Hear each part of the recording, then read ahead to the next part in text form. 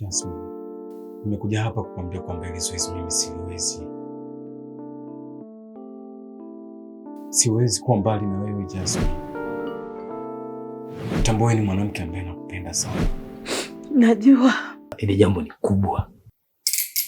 Lakini pia limewakuta watu wakubwa.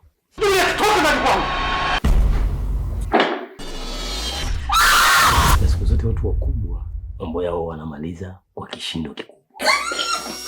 Harusi hakuna. Sitaki unifuate ukiniona kokote. Mimi nadhani huu ni muda wako sahihi wa kumuita Mungu wako wa kweli. Umefikia kunijibu hivyo? Haraka toka ndani kwetu. Kombe nafanya vizuri. Kwa nini hujaniambia kama wewe ni kahaba?